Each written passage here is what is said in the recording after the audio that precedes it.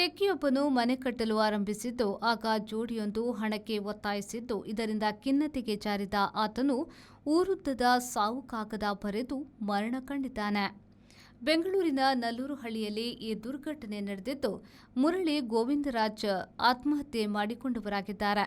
ಹೊಸ ಮನೆ ಕಟ್ಟುತ್ತಿದ್ದು ಅಲ್ಲೇ ಸುಸೈಡ್ ಮಾಡಿಕೊಂಡಿದ್ದು 9 ಪುಟಗಳ ಡೆತ್ ನೋಟ್ ಪತ್ತೆಯಾಗಿದೆ. ಇಬ್ಬರು ಹಣ ಕೀಳಲು ಸದಾ ತೊಂದರೆ ಕೊಡುತ್ತಿದ್ದುದೇ ಈ ಸಾವಿಗೆ ಕಾರಣ ಎಂದು ಮುರಳಿಯವರ ತಾಯಿ ಪೊಲೀಸರಿಗೆ ದೂರು ನೀಡಿದ್ದಾರೆ. ಹೆಂಡತಿ ದುರ್ಗಾದೇವಿ ಮತ್ತು ಮಕ್ಕಳಾದ ಕನಿಷ್ಠ ಮತ್ತು ದಿಸಿತಾರನ್ನ ಮುರಳಿ ಗೋವಿಂದರಾಜು ಅಗಲಿದ್ದಾರೆ.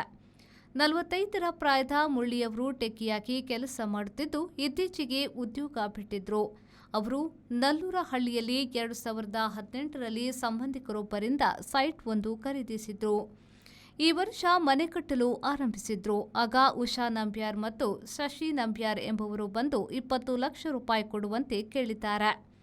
ಮುರಳಿ ನಿರಾಕರಿಸಿದ ಮೇಲೆ ನಿತ್ಯ ಬಂದು ಪೀಡಿಸತೊಡಗಿದ್ದಾರೆ. ಮಾನಸಿಕ ಒತ್ತಡಕ್ಕೆ ಒಳಗಾದ ಅವರು ಬೆಳಗ್ಗೆ 6 ಗಂಟೆಗೆ ಕಟ್ಟುತ್ತಿದ್ದ ಮನೆಗೆ ಹೋಗಿ ನೇಣು ಹಾಕಿಕೊಂಡಿದ್ದಾರೆ. 9:30 ಗಂಟೆಗೆ ಕಾರ್ಪೆಂಟರ್ ಬಂದಾಗ ವಿಷಯ ಗೊತ್ತಾಗಿದೆ. ಪೊಲೀಸರು ಪ್ರಕರಣ ದಾಖಲಿಸಿಕೊಂಡು ತನಿಖೆ ಆರಂಭಿಸಿದ್ದಾರೆ.